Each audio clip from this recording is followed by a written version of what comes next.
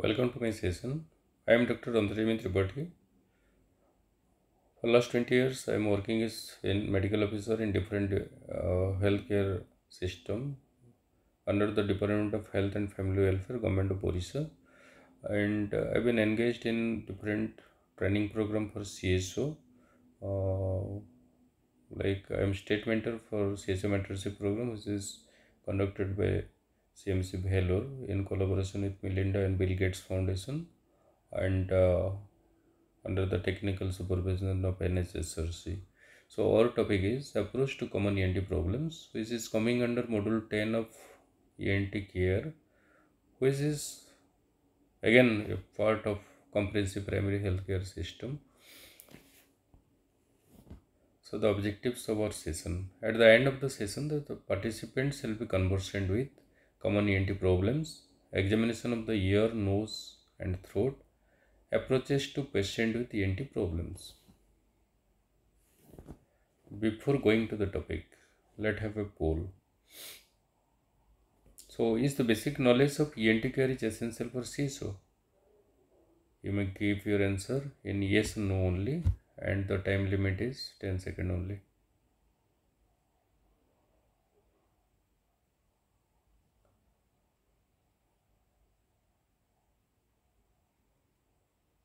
Okay, so the time is off and let's see the responses. So, obviously, most of our CSO they given the response of yes. It shows how important the ENT care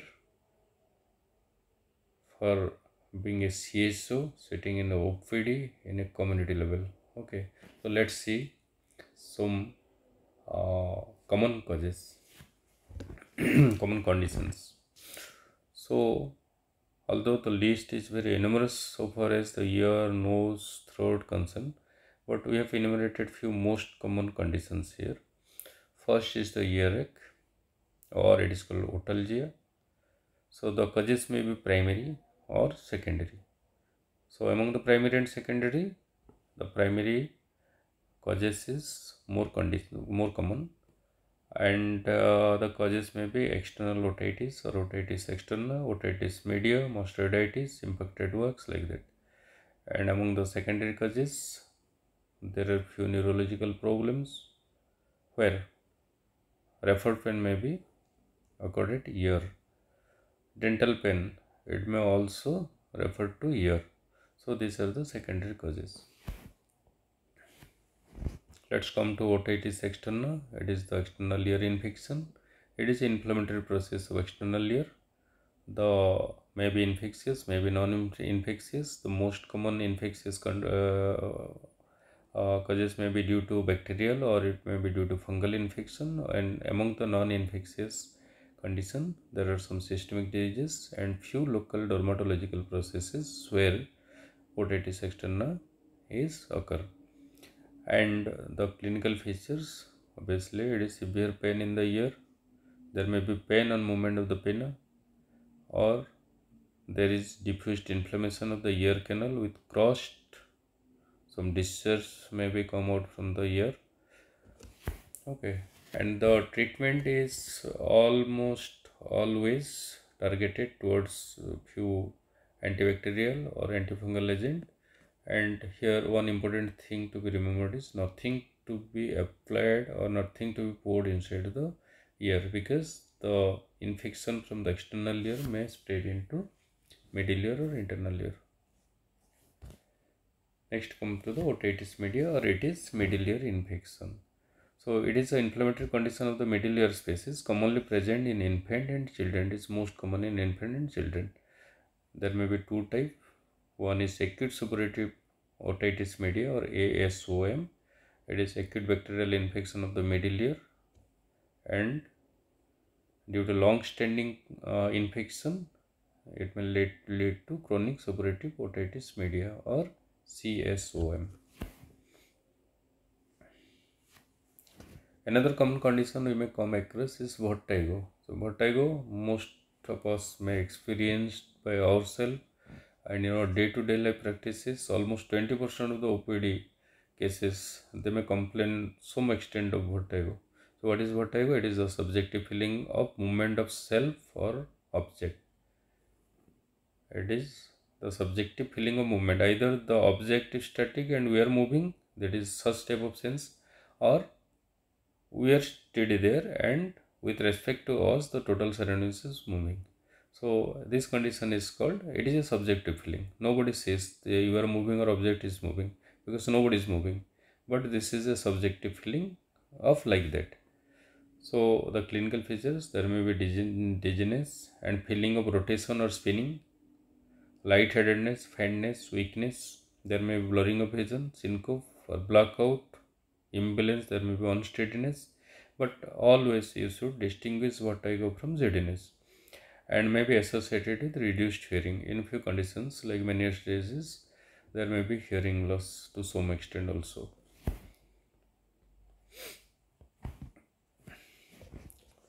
Another very important condition you may come across in day-to-day life practice is foreign body in ear. It is most important condition. So the foreign body may be living or may be non-living. In living, what may be that? The examples are insects, flies, maggots. They may enter into the ear subjectively. And among the non-living, there may be two type of objects. One is hygroscopic, which swells on imbibing or taking water, or when wet they become swollen and they become more impacted in the ear canal. That's why we have distinguished the foreign body in the ear into two part, hygroscopic, and there is another is non-hygroscopic, beads, stone, pebbles, rubber, metal object which never swells on water. So these two type of distinguishing point is there, hygroscopic and non-hygroscopic, is very important in clinical point of view. So it has been classified like that.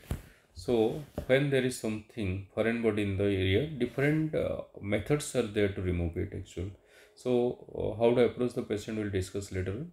So in foreign body, we have to see whether we can pull it out with some tweezer or forceps like that, or whether we cannot remove it. So conditions like that. And what is the size of the foreign body? Is syringing is going to help? So all these things we will take into account, and we should know to which cases we are going to refer. Another condition is hearing loss or reduced hearing. This is the most common condition we may come across. So it affects any age, not only the older age people, they are more prone for hearing loss. The causes may be due to injury, due to infection of the ear, tumor in the ear, sudden exposure to very loud sound like explosion, or prolonged exposure to loud sound. Congenital deafness, when the mother is exposed to certain infections, medicines and radiation during pregnancy, and age-related hearing loss, that is called presbycusis, usually after 65 years of age. Next, come to nose problem actually.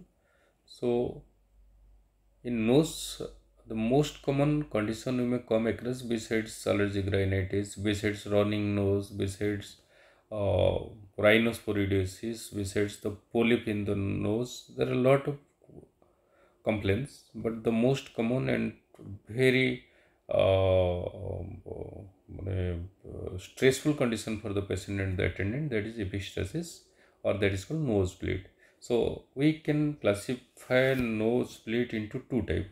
It may be anterior bleed, means the bleeding coming from anterior part of the nose, and maybe posterior bleed, which is more towards the nasopharynx. Okay. So how to distinguish? Anterior bleed is most common. Mostly the bleeding comes from the little's area, and it presents bleeding from nose. Mostly in anterior nosebleed, the bleeding is profusely coming out from the nostrils. And in posterior bleed, it is less common. It is very difficult to handle with. There is profuse bleeding, and present is bleeding from mouth, because the blood from the posterior nose that comes to the pharynx and comes out from the mouth. And the causes may be local causes, or maybe systemic causes, or maybe idiopathic. In local causes, fingernail trauma, inflammation, tumors. In systemic causes, It may be due to hypertension, liver diseases, kidney condition, different kidney diseases, blood thinning drugs like aspirin, clopidogrel like that, and idiopathic warfarin and idiopathic where the reason is unknown. Okay. Responsibilities of CHO in managing epistaxis.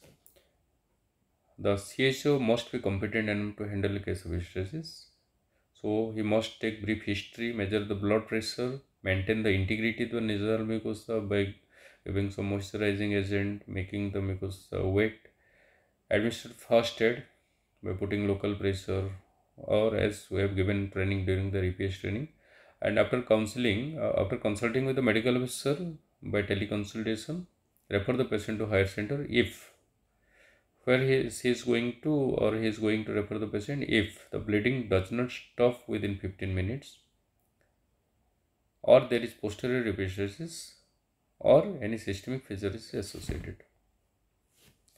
Then problem of throat. The common problem of throats, there are a lot of conditions related to throat, but the most common is the acute tonsillitis and foreign body in air passes. We are going to discuss these two most important things.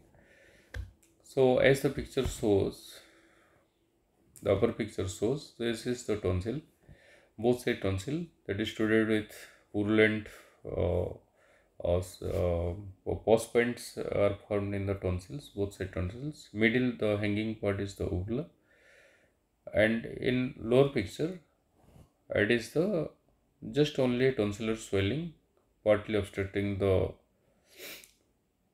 oropharynx. Okay, so the symptoms may be sore throat, earache, change in voice, difficult or painful swallowing, fever, general symptoms like headache, body ache, etc. And in signs, there is if we see the tonsil, it shows red and swollen tonsil, maybe studded with follicles or membrane as in diphtheria, or there may be patches, there may be pus points, and if we see examine the neck, there may be enlarged and tender glands in the neck.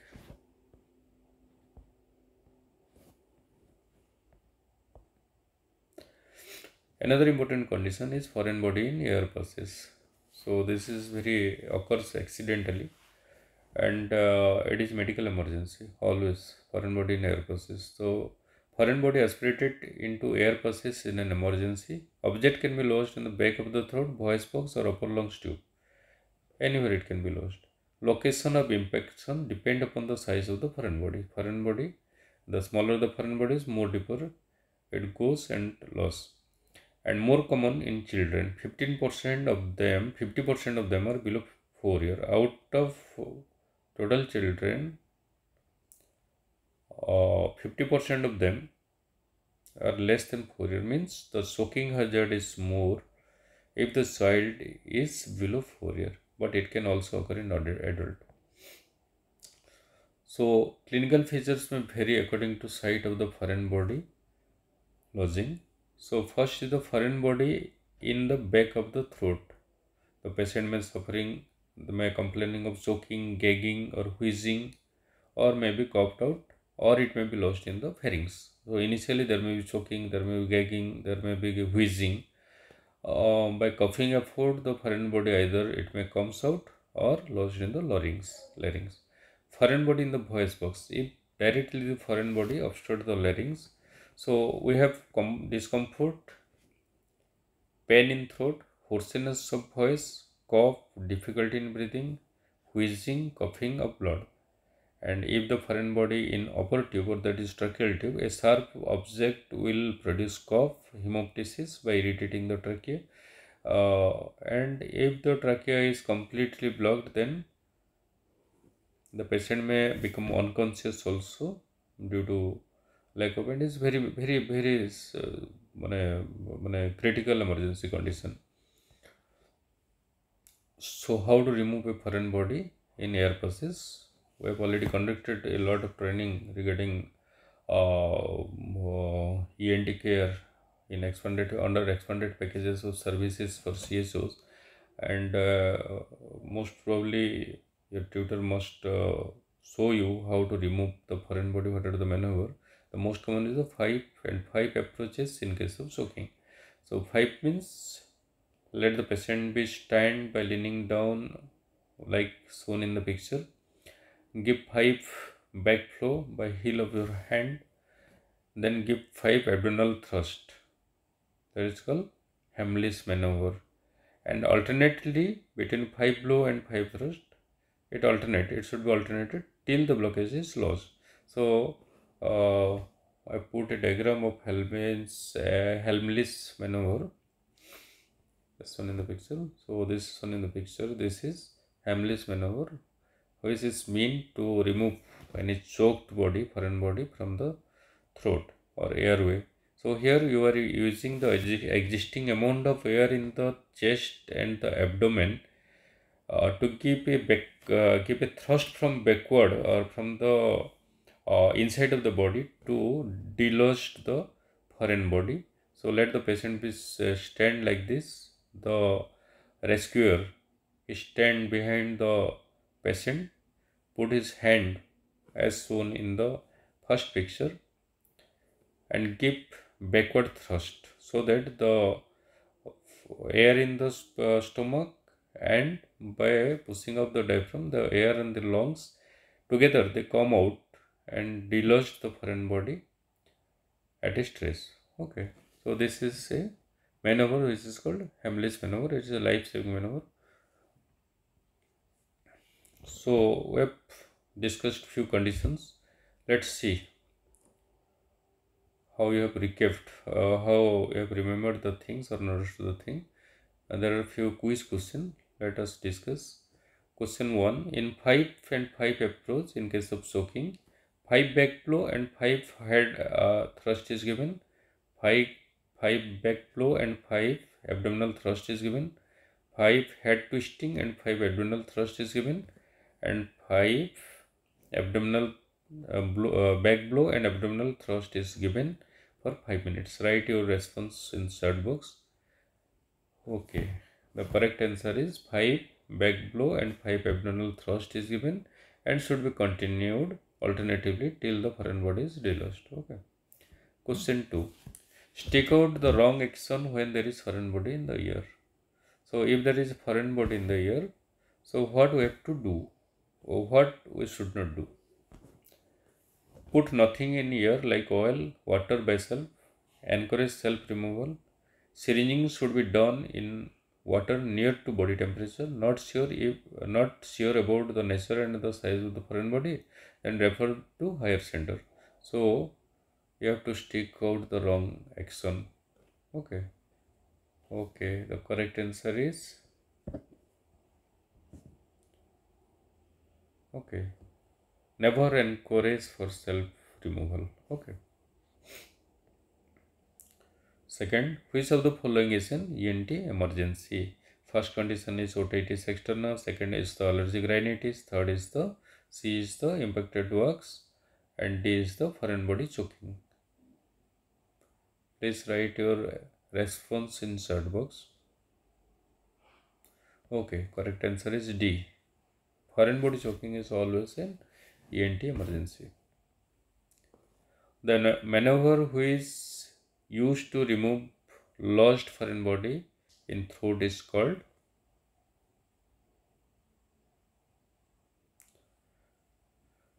Hamlis maneuver, as we have discussed. The image below shows inflamed uvula, B tonsil, C soft palate, D hard palate. The correct answer is tonsil. Okay. Thank you. Thank you all.